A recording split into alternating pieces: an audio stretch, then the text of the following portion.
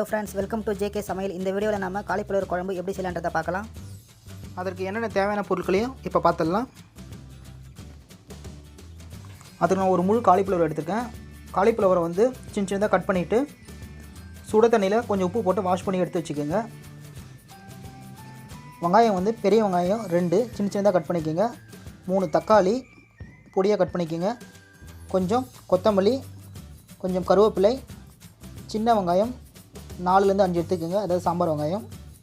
பச்சை மிளகாய் 3, பொட்டுக்கடலை 2 ஸ்பூன், முந்திரி பருப்பு 8லேருந்து 10 நம்பர் எடுத்துக்கோங்க.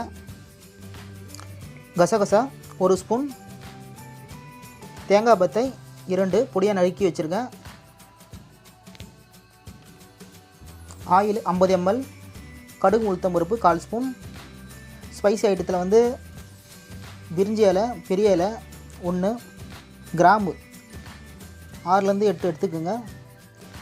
ஏலக்காய் 3, பட்டை ஒரு சின்ன துண்டு, நட்சத்திரப்பூ 1, சோம்பு 1 ஸ்பூன், குழம்பு மிளகாய்த்தூள் 2 table spoon, chilli powder 1/4 spoon, மஞ்சள் தூள் 1/4 ஸ்பூன், சால்ட்டு தேவைக்கேற்ப, இஞ்சி பூண்டு பேஸ்ட்டு 1 ஸ்பூன். இந்த காலிஃப்ளவர் குழம்புக்கு வந்து நம்ம பட்டாணியும் சேர்த்துக்கலாம், இல்லைனா நம்ம மூக்கொலையும் சேர்த்துக்கலாம். நான் வந்து பட்டாணிக்கு பதிலாக மூக்கொலையை சேர்த்துக்கிறேன். மூக்கடலையை 1 மணி நேரமாக ஊற வைத்து குக்கரில் ஒரு 2 விசில் வர வரைக்கும் வேக வச்சு எடுத்துருக்கேன். 100 கிராம் மூக்கல்ல. காய்கறின்னு பார்த்திங்கன்னா நம்ம காலிஃப்ளவர் கூட உருளைக்கிழங்கும் சேர்த்துக்கலாம். நான் ஒரு உருளைக்கிழங்கை வந்து தோல் நீக்கி கட் பண்ணி வச்சுருக்கேன். இவ்வளோ தாங்க. இந்த பொருள்லாம் வச்சு நம்ம காலிஃப்ளவர் குழம்பு எப்படி செய்யலான்றதை பார்க்கலாம். இப்போ ஒரு மிக்ஸி ஜாரில் நம்ம எடுத்து வச்சுருக்க தேங்காய் பத்தை, அடுத்து முந்திரி பருப்பு, அடுத்தது பொட்டுக்கடலை, அடுத்தது கசகசா, சோம்பு. இப்போ இது எல்லாத்தையும் போட்டு நம்ம மிக்சியில் நல்லா அரைச்சி எடுத்துக்க போகிறோம். இப்போ ஒரு பேனில் நம்ம எடுத்து வச்சுருக்க ஆயில் சேர்த்துருங்க. ஆயில் கொஞ்சம் சூடாகட்டும். ஆயில் சூடான பிறகு நம்ம எடுத்து வச்சுருக்க கடுகு உளுத்த பருப்பு அதுவும் சேர்த்துருங்க. அடுத்தது இந்த ஸ்பைசி ஐட்டத்தெல்லாம் சேர்த்துடலாம். அடுத்தது வெங்காயத்தை போட்டுடலாம். அடுத்தது நம்ம எடுத்து வச்சுருக்க 3 பச்சை மிளகா, முழு பச்சை மிளகா வந்து நடுவில் மட்டும் கட் பண்ணி வச்சுருக்கோம். அந்த பச்சை மிளகா போட்டுட்டு ஒரு முறை நல்லா கலரி விட்டுருங்க. வெங்காயம் வதங்கட்டும்.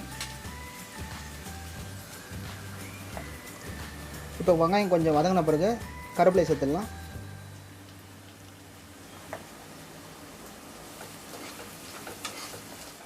நம்ம எடுத்து வைக்க பெரிய வெங்காயம் சின்ன வெங்காயம் 2த்தையுமே போட்டு வதக்கிட்டோம். வதங்கினதுக்கப்புறம் நம்ம தக்காளி சேர்த்துடலாம்.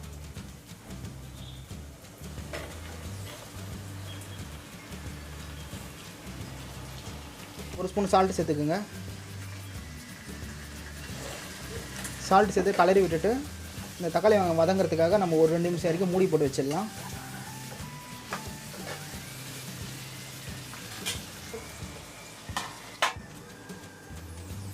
இப்போ 2 நிமிஷம் ஆயிடுச்சு. நம்ம மூடியை திறக்கலாம்.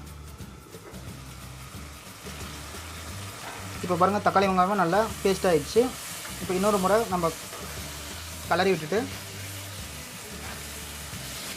இப்போ நம்ம எடுத்து வச்சுருக்க இஞ்சி பூண்டு பேஸ்ட் சேர்த்துடலாம்.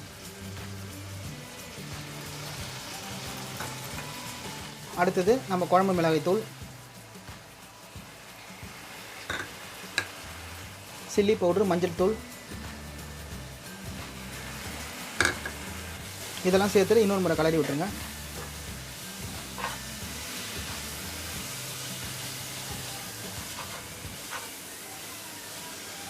அடுத்து நம்ம மிக்ஸி ஜாரில் அரைச்சி வச்சுருக்க இந்த பேஸ்ட்டையும் சேர்த்துடலாம்.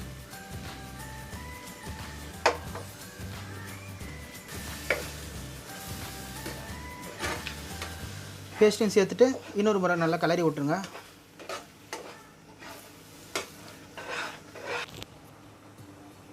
நம்ம க்ளீன் பண்ணி வச்சுருக்க காலிஃப்ளவரை சேர்த்துடலாம்.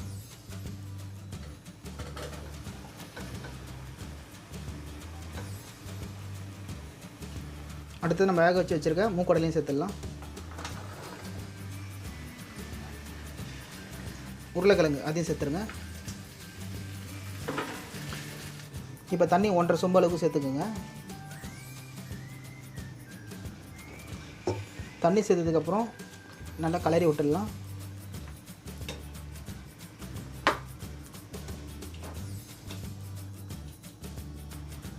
குழம்புல தண்ணிலாம் சேர்த்துட்டு நல்லா கலரி விட்டதுக்கப்புறம் இப்போ தேவையான அளவுக்கு நம்ம சால்ட்டு சேர்த்துக்கலாம். சால்ட்டையும் சேர்த்துட்டு ஒரு முறை கலரி விட்டுருங்க.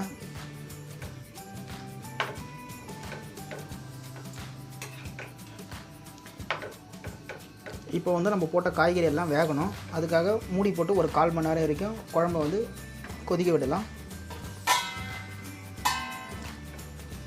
ஒரு 1/4 மணி நேரம் வரைக்கும் ஆகட்டும். இப்போ 1/4 மணி நேரமாக குழம்பு நல்லா கொதிச்சிச்சு. இப்போ மூடி திறக்கலாம். பாருங்கள், குழம்பு நல்லா கொதிச்சிச்சு, நல்லா வாசனையாகவும் இருக்குது. இப்போ கடைசியாக நறுக்கி வச்ச கொத்தமல்லி இலையை சேர்த்துடலாம்.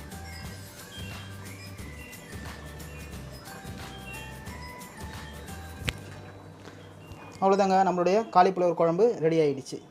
இந்த வீடியோ பிடிச்சிருந்தா இந்த வீடியோ லைக் பண்ணுங்கள், ஷேர் பண்ணுங்கள். நம்ம ஜேகே சமையல் சேனலை இதுவரைக்கும் நீங்கள் சப்ஸ்கிரைப் பண்ணலாம், மறக்காமல் சப்ஸ்கிரைப் பண்ணிக்கோங்க. கூடவே வரும் பெல் பட்டனையும் ப்ரெஸ் பண்ணிங்கன்னா நம்மளுடைய புத்தம்புது வீடியோக்கள் உடனுக்குடன் உங்களுக்கு நோட்டிஃபிகேஷன் வந்து கொண்டே இருக்கும். மீண்டும் அடுத்த ஒரு வீடியோவில் சந்திப்போம். தேங்க்ஸ் ஃபார் வாட்சிங்.